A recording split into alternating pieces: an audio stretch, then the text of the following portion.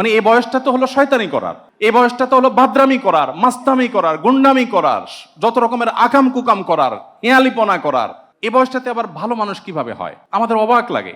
আমি একটা মেয়ের সাথে রিলেশন করতাম, আউযুবিল্লাহি মিনাশ শাইতানির রাজিম। মেয়েটার ফোনে টাকা লোড দেওয়ার জন্য এবং আরো বিভিন্ন কাজে আমি আমার বাবার কাছ থেকে টাকা চুরি করতাম। লা হাওলা ওয়ালা কুওয়াতা ইল্লা বিল্লাহ। ভাই এই প্রশ্ন তুলে দিলেন আমার হাতে। এখন প্রায় 1 মাস হয় আমাদের ব্রেকআপ হয়েছে। এখন আমি 5 ওয়াক্ত নামাজ পড়ি এবং আল্লাহর নিকট তওবা করি। আমার প্রশ্ন হলো, আল্লাহ কি আমাকে মাফ করবেন? আর আমি যে আমার বাবার টাকা চুরি করছিলাম তা লজ্জায় আমি আমার বাবাকে বলতে পারছি না। এখন আমি কি করব? যাই হোক, অনেকগুলো অপরাধ এখানে জমে গেছে, কিন্তু তারপরও সান্ত্বনার বিষয় হলো তিনি আপনার হারাম থেকে, তিনি তার হারাম সম্পর্ক থেকে ইচ্ছায় হোক আর অনিচ্ছায় হোক সরে এসেছেন, আলহামদুলিল্লাহ। ছাত্র জীবনে আমরা অনেকে, বিশেষ করে তরুণদের মধ্যে, আপনারা বয়সে সবাই তরুণ, আমি ছাত্র ভাইদেরকে বলছি, ছাত্রী বোনদেরকে বলছি, আপনারা বয়সে তরুণ হওয়ার কারণে তারুণ্যের এই বয়সটাকে আমরা ধরেই নেই এটা পাগলামির বয়স, ধরেই নেই এটা হেয়ালিপনার বয়স, এটা মজমাস্তির বয়স, এটা সিরিয়াস কোনো লাইফ না। এজন্য আমাদের সমাজে কোনো তরুণ যদি ধর্মকর্ম শুরু করে, অন্য মানুষ তো পরের কথা, তার বাবা মাই অবাক হয়, ব্যাপার কি এই বয়সে? মানে এই বয়সটা তো হলো শয়তানি করার, এই বয়সটা তো হলো বাদরামি করার, মাস্তামি করার, গুন্ডামি করার, যত রকমের আকাম কুকাম করার, হেয়ালিপনা করার। এই বয়সটাতে আবার ভালো মানুষ কিভাবে হয় আমাদের অবাক লাগে। অথচ মুহাম্মদ সাল্লাল্লাহু আলাইহি সাল্লাম সেই মানুষ ছিলেন যার তারুণ্য ছিল সবচেয়ে বেশি পবিত্র। তিনি তরুণদেরকে অনেক বেশি ভালোবাসতেন, তরুণদেরকে শুধু আলাদা করে অ্যাড্রেস করে বলেছিলেন বারবার, ইয়া মা'আশারাশ শাবাব, হে যুবক সম্প্রদায়। আপনি দেখবেন না, আমি এখানে সিনিয়র, আমার বাবার বয়সে যারা আছেন, আমাদের আব্দুল কাদের স্যার সবাই শ্রদ্ধা রেখে বলছি, নবী সাল্লাল্লাহু আলাইহি সাল্লামের কোনো হাদিস আমার জানা নাই, স্যার ভালো বলতে পারবেন, যদি আমার জানা না থাকে স্যার বলতে পারেন, যে হাদিসে নবী সাল্লাল্লাহু আলাইহি সাল্লাম বলেছেন হে বৃদ্ধরা, এরকম কোনো হাদিস কিন্তু আমার জানা নাই। নবী সাল্লাল্লাহু আলাইহি সাল্লাম যুবকদেরকে, তরুণদেরকে অ্যাড্রেস করে করে বারবার মনের গভীর থেকে ব্যথাতুর এবং বেদনা ভরা হৃদয় নিয়ে অনেকগুলো নসিহা তিনি করেছেন যুবকদেরকে। তার মধ্যে সবচেয়ে বেশি যে নসিহা করেছেন সেটা হলো, ইয়া মা'আশারাশ শাবাব মান ইসতাতা'a মিনকুমুল বা'আতা ফালইয়াতাযাওয়াজ ফাইন্নাহু লাহু আগাদ্দু লিল বাসার ওয়া আহসানু লিল ফারাজ। হে যুবক সম্প্রদায়, সামর্থ্য থাকলে বিয়ে করে ফেলো, কারণ এটি তোমার চরিত্রকে হেফাজত করতে সাহায্য করবে। অতএব আমাদের চরিত্রকে সংরক্ষণ করবার সর্বোচ্চ চেষ্টা থাকতে হবে। কিন্তু আমি যেই জায়গাটা ছিলাম, যে তরুণদের মধ্যে এক ধরনের ধারণা বদ্ধমূল হয়ে গেছে যে ফেসবুকে পাগলামি করা, অফলাইনে হেয়ালিপনা করা, বন্ধুদের সাথে খেলতামাশা করা, আনন্দ বিনোদনের মধ্যেই পুরো সময়টা কাটিয়ে দেওয়া, বোধহয় এটাই তারুণ্যের জন্য। সিরিয়াসনেস আসবে, ইবাদত বন্দেগী আসবে কখন?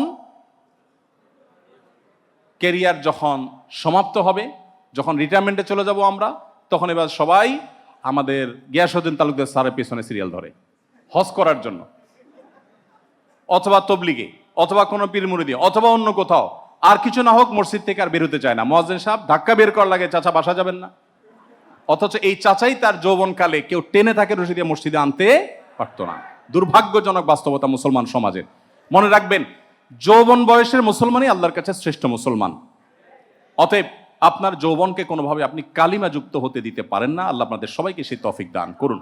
এখন কথা হলো, ওই যে যৌবনে, তারুণ্যে বাবার পকেট থেকে টাকা নিয়ে এসেছেন, মিথ্যা কথা বলেছেন, হালাল হারাম বাজ বিচার করেননি, সেই চেতনা ছিল না।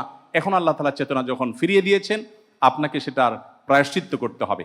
বাবার টাকা বাবাকে ফেরত দিবেন, ফেরত দিতে লজ্জা হয়, স্বীকার করতে লজ্জা হয়, তাহলে সেক্ষেত্রে কোনোভাবে বাবার অ্যাকাউন্টে টাকা ঢুকিয়ে দিবেন, বাস, দ্যাটস এনাফ। কোনোভাবে বাবার অ্যাকাউন্টে টাকা আপনি ঢুকিয়ে দিলেন, বাবার মোবাইলে অনলাইন ব্যাংকিংয়ে টাকা পাঠিয়ে দিবেন, বাবার পকেটে রেখে দিবেন, আনুমানিক একটা ফিগার ফিক্স করে দিয়ে দিবেন, তাহলে আপনি দায়মুক্ত হয়ে যাবেন ইনশাআল্লাহ। মনে রাখবেন, আমরা অনেকে এই পারিবারিক বলয়ে হালাল হারাম মেনটেন করার গুরুত্ব বুঝি না। অনেকে মনে করে যে বাবার সম্পত্তিটা আবার আমার এত হিসাব নিকাশে কি আছে। স্বামী স্ত্রী মনে করে আমরাই তো, এই আমরাই মনে করে অনেক কিছুকে তারা সরলীকরণ করেন। যখন ভেজাল লেগে যায়, এরপরে মামলা মোকদ্দমার জন্য দৌড়াদৌড়ি শুরু করেন। তো ইসলাম অ্যাকাউন্টেবিলিটির ক্ষেত্রে, আর্থিক লেনদেনের ক্ষেত্রে আমাদেরকে একেবারে পরিষ্কার থাকতে বলেছে। এখানে কোনো প্রকার ধোঁয়াশা রাখবার কোনো সুযোগ নেই। বাবার সম্পদ বাবার, সন্তানের সম্পদ সন্তানের, স্বামীর সন্তান স্বামীর, স্ত্রীর সম্পদ স্ত্রীর। ইসলামের যে অর্থ ব্যবস্থা আছে এত চমৎকার যে এখানে স্বামী স্ত্রী একে অন্যের সম্পদে ভাগ বসাবার কোনো অধিকার। আজকে আধুনিক বিশ্ব ব্যবস্থায়, আজকের এই সভ্যতায়, এই সমাজে বেশিরভাগ শিক্ষিত পরিবারে দেখবেন যে স্বামী স্ত্রী উভয় উপার্জন করেন, উপার্জন করার পর বাসা ভাড়াটা স্বামী স্ত্রী উভয় শেয়ার করেন। অথচ ইসলাম বলেছে একজন নারী স্ত্রী হিসেবে যখন তিনি কারোর সংসারে থাকবেন, তার সম্পদ লক্ষ লক্ষ থাকতে পারে, কোটি থাকতে পারে, তিনি একটা টাকাও বাসা ভাড়া শেয়ার করতে বাধ্য নন। তো এই জায়গা থেকে আমাদের সবাইকে ইসলামী অর্থনীতির সৌন্দর্যকে উপলব্ধি করতে হবে এবং আমাদের দায়িত্বের জায়গাটাতে ক্লিয়ার থাকতে হবে। বাবার সম্পদ বা মায়ের সম্পদ চুরি করবো, মিথ্যা বলবো, এটা কিন্তু জায়েজ হবে না। যারা শ্রম করে খায় তারা আল্লাহর বন্ধু, যারা বসে বসে খায় তারা আল্লাহর দুশ্মন। আমি একজন দৃষ্টিহীন, আমি অনার্স চতুর্থ বর্ষে অধ্যয়নরত, আমি চট্টগ্রাম বিশ্ববিদ্যালয়ে আমি কোনো কাজ করে খেতে পারি না এবং সংসারে কোনো ভার বহন করতে পারি না। ইসলাম সমাজ ও দেশের জন্য আমি কিছু করতে চাই, এ বিষয়ে আপনি কিছু নসিহা পেশ করুন। দেখুন, এই কথা সঠিক নয়। আপনি যেটা বলেছেন যে যারা বসে বসে খায় তারা আল্লাহর দুশ্মন, এমন কোনো কথা কোরআন বা হাদিসে কোথাও বলা হয়নি। তবে হ্যাঁ, এটা ঠিক, ইসলাম আমাদেরকে কর্মমুখর জীবন ধারণ করতে, গ্রহণ করতে বলেছে। নবী করিম সাল্লাল্লাহু আলাইহি সাল্লামের বয়স যখন 20-এ পৌঁছায়নি তখন থেকে তিনি রাখালি করতেন এবং 20 পার হওয়ার সাথে সাথে তিনি ব্যবসার জন্য খাদিজা রাদিয়াল্লাহু তাআলার পুঁজি নিয়ে সিরিয়া গমন করেছিলেন। অতএব তরুণ বয়স থেকে মানুষ উপার্জন করবার জন্য সচেষ্ট থাকবে, কিন্তু কেউ যদি শারীরিকভাবে প্রতিবন্ধী হয় তার তো কোনো দায়ী নাই, বরং তার এই যে প্রচেষ্টা, এই যে আকুতি, এটার কারণে তিনি কাজ করে পরিবারের প্রতি অবদান, সমাজের প্রতি, রাষ্ট্রের প্রতি অবদান রাখলে যেই সওয়াব পেতেন, আল্লাহর সন্তুষ্টির উদ্দেশ্যে যদি সে মানসিকতা লালন করেন, তিনি বসে বসে সেই সওয়াব পাবেন ইনশাআল্লাহ। সর্বশেষ প্রশ্ন, ছাত্রদের বিভিন্ন অ্যাসাইনমেন্টের কাজে বিভিন্ন সফটওয়্যার ব্যবহার করতে হয়, বিশেষ করে MS অফিস এর সফটওয়্যার, কিন্তু আমরা যখনই ল্যাপটপ কম্পিউটার কিনি তখন আমাদের যে সফটওয়্যারগুলো দেওয়া হয়ে থাকে তা পাইরেটেড অথবা আসল সফটওয়্যারগুলো দেওয়া হয় না। আর আমাদের ছাত্রদেরও সফটওয়্যারগুলো কিনে ব্যবহার করার মতো সামর্থ্য নেই। আমাদের সফটওয়্যারগুলো মাঝে মধ্যে ব্যবহার করতে হয়। এমত অবস্থায় আমরা কি করতে পারি, দয়া করে একটু বলবেন। দেখুন, এটা নিয়ে আমি নিজেও ঘাটাঘাটি করছি, কারণ আমাকে তো ব্যবহার করতে হয়। তো আমার অভিজ্ঞতা হলো যে বড় বড় কোম্পানিগুলো, তাদের অনেকগুলো কোম্পানি আছে যেগুলোর সাথে আমি আমার অফিস থেকে সহকর্মীদেরকে বলেছি যোগাযোগ করার জন্য, তারা যোগাযোগ করেছে। অনেকগুলো বড় বড় কোম্পানির সাথে যোগাযোগ করে দেখা গেছে, আমি MS ওয়ার্ডের কথা বলছি না, আর অনেকগুলো প্রোগ্রামের কথা বলছি, এই প্রোগ্রামগুলো তাদের বাংলাদেশিদের মধ্যে সেল করার ব্যাপারে তেমন কোনো সিস্টেম, আগ্রহই নাই অলমোস্ট আমি দেখলাম। এমনকি পাইরেসি হচ্ছে এটা তারা জানে, তাদেরকে বলা হয়েছে, তারা এটা নিয়ে তেমন কোনো কনসার্ন দেখা গেল না।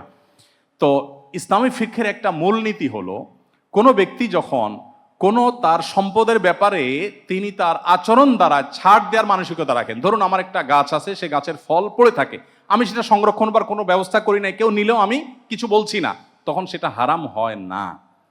অতএব যদি এরকম হয়, যেমন আমি এই মুহূর্তে মনে নাই, কয়েকটা প্রোগ্রামের পরে পার্টিকুলারলি তাদের সাথে যোগাযোগ করেছি যে তোমরা বাংলাদেশে তোমাদের এই সফটওয়্যার বিক্রির জন্য কি ব্যবস্থা রেখেছো, সার্ভিসের জন্য কি ব্যবস্থা রেখেছো, কোনো সদুত্তর পাওয়া গেল না, অর্থাৎ তাদের এটা নিয়ে কোনো আগ্রহ নাই।